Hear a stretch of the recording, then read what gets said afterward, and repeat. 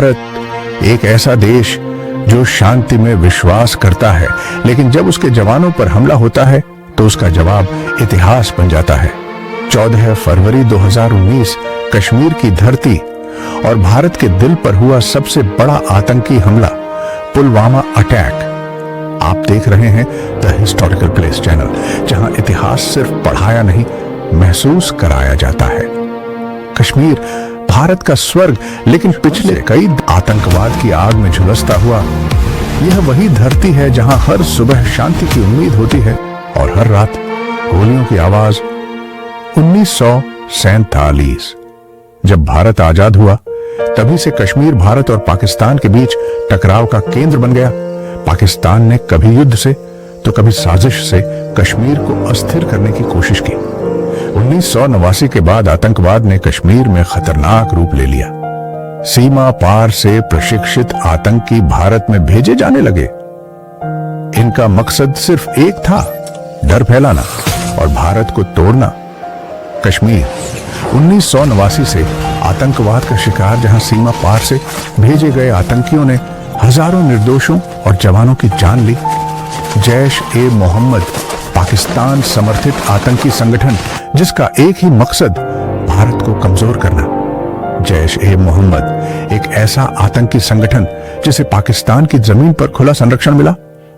इस संगठन का सरगना मसूद अजहर, जिसका नाम भारत के हर बड़े आतंकी हमले से जुड़ा। इन हालातों में देश की सुरक्षा की जिम्मेदारी हमारे जवानों के कंधों पर थी।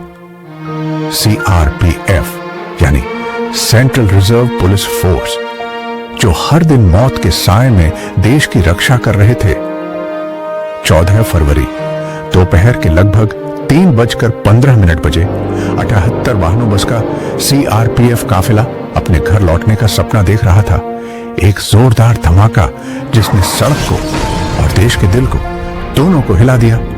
तभी एक आतंकी 300 किलो विस्फोटक से भरी गाड़ी सीधे टकरा गई और कुछ सेकंड में 40 भारतीय जवान शहीद हो गए। लेकिन किसी को अंदाजा नहीं था कि पुलवामा की यही सड़क इतिहास का सबसे खौफनाक मोड़ बनने वाली है। एक ऐसा हमला जो पूरे भारत को झकझोर कर रख देगा। यह भारत के इतिहास का सबसे घातक आतंकी हमला था। अब कहानी पहुंच चुकी थी उस दिन पर जिसने भारत की नीति और पाकिस्तान की नींद दोनों बदल दी। पूरे देश पर जैसे शोक छा गया।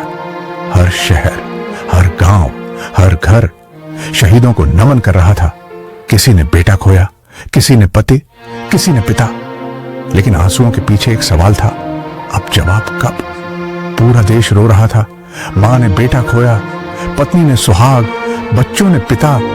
लेकिन इस आंसुओं के पीछे गुस्सा था, बदले की आग थी। इस बार भारत चुप नहीं बैठा। सरकार, सेना और खुफिया एजेंसियां सब एक लक्ष्य पर थीं। आतंक का जवाब, उसकी जड़ पर।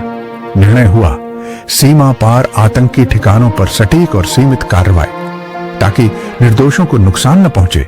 लक्ष्य तय था, समय तय था और भारत तैयार था। 26 फरवरी 2019 आधी रात भारत ने वो किया जो आजादी के बाद कभी नहीं हुआ था।